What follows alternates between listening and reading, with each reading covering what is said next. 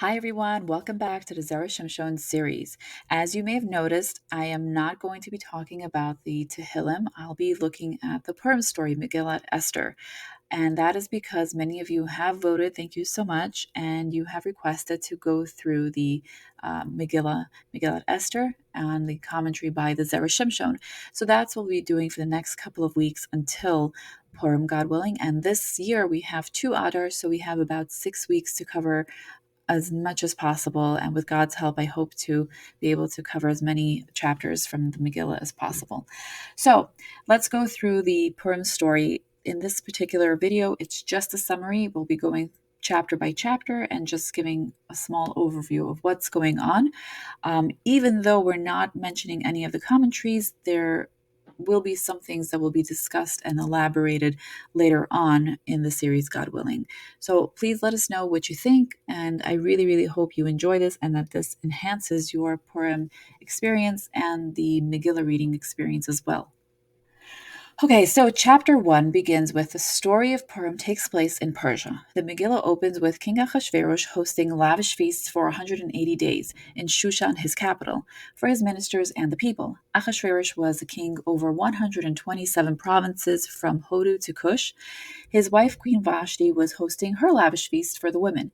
She was beautiful but was a wicked woman. Ahasuerus was drunk and requested Vashti come to the king's party. Vashti's refusal to appear before the king led to the discussions among the advisors.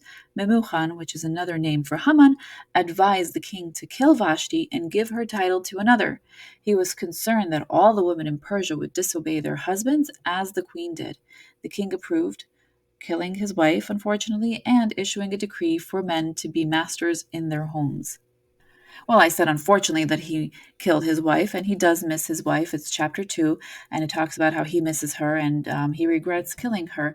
I mean, later on, we know that it wasn't unfortunate, everything was divinely orchestrated, but in this case, he regrets it. And now his advisors tell him, well, seek a new queen after, and instead of Vashti, have someone else. The king appoints officers in all of the provinces to find the most beautiful maidens and bring them to his capital in Shushan. We are introduced to Mordechai and Esther in this chapter. Esther was an orphan, and Mordechai, who some say was her cousin, others say was her uncle, raised her.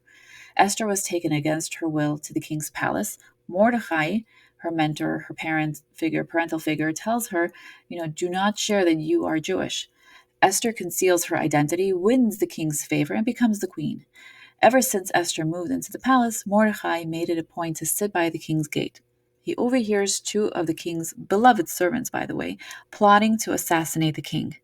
Mordechai informs Esther, and the plot is brought to the king's attention, and the two servants are hanged on the gallows. It was then recorded in the Book of Chronicles, which is the king's diary, before the king.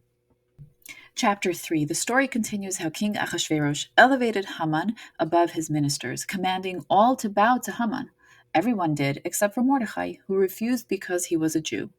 Haman was filled with anger because one person in the whole kingdom refused to bow or kneel to him, and planned to not only kill Mordechai, the one who disobeyed this law, but to kill all the Jews in the kingdom. Haman does a pour, which is cast lots, to pick a date when to kill all the Jews. He chose the month of Adar. Then, after he chose a date, Haman goes to the king and says, there is one nation scattered and dispersed among the nations throughout the provinces of your kingdom, whose laws are unlike those of any other nation, and who do not obey the laws of the king. It is not in the king's interest to tolerate them. If it pleases the king, let an edict be issued for their destruction, and I will pay 10,000 silver talents to be deposited in the king's treasuries. In case you're wondering how much money that is, it's a little over $200 million in today's money. Our sages say that Haman was wealthier than Ahasuerus. The king removed his signet ring from his hand, gave it to Haman, and said, you have permission to get rid of the Jews. The edict was written, sealing the fate of all the Jews, young and old, for annihilation, causing turmoil in the kingdom. Chapter 4. Mordechai knew about Haman's plan and mourned publicly in sackcloth and ash. He informed Esther through messengers of Haman's plan to destroy the Jews and urged her to intervene with the king. Esther is afraid to go to the king's chambers. It was known that you only come to the king if summoned. Esther told Mordechai that she wasn't invited and is risking her life by going to the king. Mordechai said to relay to Esther, "Do not think that you will escape the fate of all the Jews by being in the king's palace. For if you remain silent at this time, relief and salvation will come to the Jews from another source, and you and the house of your father will be lost. And who knows if it is not for just such a time that you reach this royal position." Mordecai is telling Esther not to feel secure in the king's palace, and that perhaps she was placed in the king's palace long before this edict was issued so that she could be the one through whom salvation comes to the Jewish people. Esther, aware of the risks, instructed Mordecai to gather the Jews to fast for 3 days before she approached the king, and that she and her maids will do the same. She also said in her message, "Then I shall go to the king, though it is unlawful, and if I perish, I perish."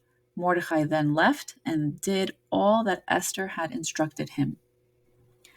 On the 3rd day, Esther dressed in royal attire and went to Ahasuerus's chamber. He extends his golden scepter as a sign that she had gained favor with the king. He asked her what she wanted, and that she could have up to half the kingdom. Her request is simple. She requests that he and Haman join her for a feast that she had prepared. At the feast, Ahasuerus asks Esther again what she would like. She could have even up to half of the kingdom. Esther asked the king and Haman to another feast the next day. Haman, feeling so good, the queen made a feast for just the king and him, and now he's invited back for another. As Haman walks out of the king's court, all that joy is deflated when he sees Mordechai. He said to himself, "Yet all this is worthless to me whenever I see Mordechai the Jew sitting at the king's gate." He went home to discuss his predicament with his wife Zeresh and all his friends, and they advised him to build gallows 50 cubits high and just have Mordechai hanged on it. And then he can be in good spirits when he goes to the queen's feast with the king. He liked that idea very much. Chapter 6. Chapter 6 opens with the king not sleeping. He has insomnia and requests his servants to read to him from the book of Chronicles, his diary. He hears that Mordechai uncovered a plot by his 2 servants to kill the king. The king learned Mordechai was in reward, and it was really important for this king to reward all those who had done something good for the king, which is why he made it a point to have it scribed in his diary that something was done in his favor. Meanwhile, Haman has nothing better to do and comes to the king in the middle of the night when the king should be asleep but happens to be awake, to inform the king of the gallows prepared to hang Mordechai. The servant informs the king that Haman is in the courtyard, and the king says to let him in. Haman doesn't even have a chance to open his mouth and let the king know about the gallows, and the king asks him a question. Ahasuerus asks him how to honor someone the king wished to acknowledge, and Haman right away assumed it was for him. Haman suggested honoring the person with a royal garment, a horse, and a crown, all from the king, to be paraded through the city with the herald proclaiming the honor. The king approved Haman's suggestion and instructed him to honor Mordechai as proposed. Haman carried out the orders, dressing Mordechai in royal attire and leading him through the city square on horseback. Mordechai was honored as the king had decreed, while Haman, feeling dejected, hastened back home. Haman recounted the events to his wife and friends, who warned him of his impending downfall if Mordechai, a Jew, was the cause of his troubles. As they conversed, the king's chamberlains arrived to escort Haman to the feast prepared by Esther. Chapter 7. The king and Haman join Queen Esther for a drink. During the wine feast on the 2nd day, the king asked Queen Esther, "What do you wish for, Queen Esther? Your request will be granted, even if it's half the kingdom." Queen Esther responded, "If I have your favor, king, please spare my life and the lives of my people." She explained how they were condemned to be annihilated and pleaded for their lives, revealing that their intended fate was worse than being sold as slaves. King Ahasuerus demanded to know who would dare plot such a crime. I guess he forgot that he permitted Haman to do so. Esther identified Haman as the perpetrator, causing him to tremble in fear before the king and queen. The enraged king left the wine feast for the palace garden, while Haman begged Queen Esther for his life, realizing the king's judgment was final. Upon returning from the garden, the king found Haman near Queen Esther and exclaimed his suspicion of Haman's intentions. Charvona, a chamberlain, mentioned the gallows Haman built for Mordechai, prompting the king to order Haman's execution on it. Haman was hanged on the gallows he prepared for Mordechai, leading to the appeasement of the king's anger. Chapter 8. On that day, King Ahasuerus bestowed Haman's estate upon Queen Esther. Mordechai is revealed as Esther's relative and appears before the king. The king transferred his signet ring from Haman to Mordechai, who was then put in charge of Haman's estate. Esther once again pleaded with the king, begging him to revoke Haman's evil decree against the Jews. The king granted Esther an audience by extending his golden scepter. Esther implored the king to annul Haman's destructive plot, expressing her concern for her people's well-being and the survival of her race. Ahasuerus said that he can't nullify a decree that has a seal with his signet ring. However, he does give Esther and Mordechai permission to kill all those who were planning to kill the Jews on the 13th of Adar. The king's scribes were summoned in Sivan on the 23rd day. They drafted an edict as instructed by Mordechai for the Jews, governors, and nobles from Hodu to Cush, spanning all 127 provinces. Each province received the edict in its script, and each nation in its respective language, while the Jews received it in their script and language. This edict was authored in the name of King Ahasuerus and sealed with his signet ring, then dispatched by couriers.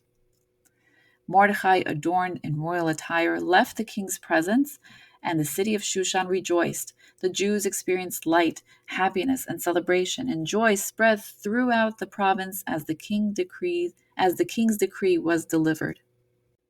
Chapter 9. On the 13th day of Adar, the Jews turned the tables on their enemies, who had planned to overpower them. Here's how the events unfolded. The Jews united in the provinces of King Ahasuerus to defend themselves, instilling fear in all who opposed them. The ministers and officials respected the Jews due to their reverence for Mordechai. Mordechai's influence grew as he gained prominence in the king's palace. The Jews defeated their enemies, asserting their control and power. In Shushan, they eliminated 500 of Haman's descendants without seizing any spoils. Queen Esther requested permission for the Jews in Shushan to continue defending themselves and for Haman's 10 sons to be hanged. The king granted Esther's request, leading to the execution of Haman's sons in Shushan. The Jews in Shushan regrouped on the 14th day of Adar, eliminating 300 more foes without taking any spoils. Across the king's provinces, the Jews fought for their lives, defeating 75,000 enemies without collecting spoils. The 13th day of Adar marked the battle, followed by a day of feasting and celebration on the 14th. The Jews observed the 14th day of Adar as a holiday of joy, feasting, and gifting foods to each other, known as Mishloach Manot. Mordechai documented these events and urged Jews in all provinces to celebrate the victories annually on the 14th and 15th of Adar. The unwalled cities celebrate on the 14th of Adar, while the walled cities such as Jerusalem celebrate on the 15th. The Jews accepted and committed to commemorating these days as a reminder of their deliverance, transforming sorrow into joy. Purim was named after the lots cast by Haman, symbolizing the events and the establishment of the holiday. The Jews vowed to celebrate Purim annually, ensuring its observance would continue for generations. Queen Esther and Mordechai emphasized the significance of the miracles that led to the establishment of Purim. They sent letters to all Jews in the kingdom promoting peace and truth and instructing them to observe Purim as established by Mordechai and Esther. Esther's decree solidified the observance of Purim, ensuring its inclusion in Tanakh, which is scripture. Chapter 10 is literally about a paragraph long, and it says how King Ahasuerus imposed a tax on the mainland and islands, Mordechai's achievements and his position as second to king, a leader to the Jews, and a peacemaker are documented in the Book of Chronicles of the King of Paras Umadai, or Persia and Media. The summary was taken from Chabad.org